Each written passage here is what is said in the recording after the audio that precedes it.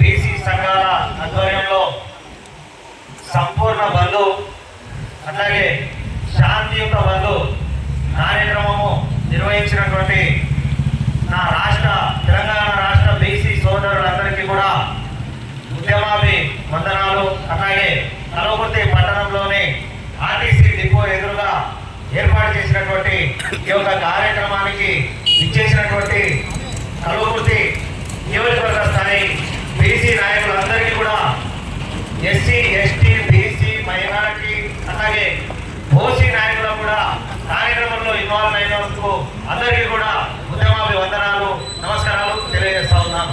మిత్రులారా, స్థానిక సంస్థలలో 42% రిజర్వేషన్లు కల్పించాలని బీసీలందరూ ఈరోజు రోడ్డెక్కి బంధు కార్యక్రమము నిర్వహించడం చాలా సంతోషదాయకం అని చెప్పి సందర్భంగా గుర్తు చేసుకోవాల్సినటువంటి అవసరం ఎంతైనా ఉంది. మనము గతంలో బీసీలకు రిజర్వేషన్లు తగ్గించి ఇలాగ బాగా చెప్పినట్టు ఈడబ్ల్యూఎస్ రిజర్వేషన్ కల్పించినప్పుడు ఏ ఒక్క బీసీ కూడా, ఏ ఒక్క ఎస్సీ కానీ ఎస్టీ కానీ ఎవరు కూడా దాన్ని వ్యతిరేకించలేదు. ఎందుకంటే మేము సౌలభ్యంతోనే ఆనాడు కొనసాగినాం. 42% రిజర్వేషన్ స్థానిక సంస్థలలో ఇస్తారంటే ఇది ఇంకా ఉద్యోగాలలో, తర్వాత విద్యా సంస్థలలో ఎక్కడ కూడా దీన్ని ఇంప్లిమెంటేషన్ ఇంకా దాని గురించి చర్చ కూడా జరగలేదు. ఓన్లీ రాజకీయంగా స్థానిక సంస్థలలో, చట్టసభలలో, స్థానిక సభలలో మాత్రమే 42% అంటే మీకు ఎందుకు అంత ఉలిక్కిపాటు వస్తుంది, మీరు కోర్టులలో కేసులు వేసి ఎందుకు దాన్ని ఆపే ప్రయత్నం చేస్తారో నాకైతే అర్థం కావడం లేదు. అట్లాగే ఇంకోటి, ఈ బీసీ సంఘాలు ఎక్కడో మనం అనైక్యతతో ఉన్నామని చెప్పి నాకైతే అనిపిస్తుంది. గతంలో నాకున్న రాజకీయ అనుభవంతో కొన్ని ఉద్యమాలలో నేను కూడా పాల్గొన్నాను. మా జేఏసీ పిలుపులో అట్లాగే బీసీ సంఘాలు ఆర్డీఓ ఉద్యమం అప్పుడు, తెలంగాణ ఉద్యమం అప్పుడు చూసిన తెలంగాణ ఉద్యమము రాష్ట్ర సాధన 100% మనకు కావాలనుకున్నప్పుడు మనం ఎవరి మీద పోరాటం చేసినాం?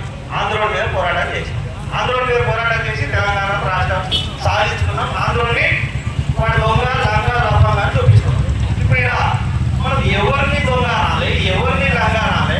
రాష్ట్రంలో ఉన్న ప్రభుత్వము 100%, 47% మేము రిజర్వేషన్ బీసీలకు ఇవ్వడంలో మేము చిత్తశుద్ధి వహిస్తున్నాం అని చెప్పి తెలంగాణ రాష్ట్ర ప్రభుత్వము శాసనసభలో అఖిల పక్షాల ఆధ్వర్యంలో అన్ని పార్టీలను ఏకం చేసి బిల్లు చేసి దాన్ని శాసన మండలిలో పొందుపరిచి శాసన మండలిలో ఇంప్లిమెంటేషన్ చేసి గవర్నర్కి ఇచ్చినప్పుడు గవర్నర్ దగ్గర పెండింగ్ ఉంది. ఇప్పుడు మనం గవర్నర్ని విమర్శించాలా, రాష్ట్ర ప్రభుత్వాన్ని విమర్శించాలా?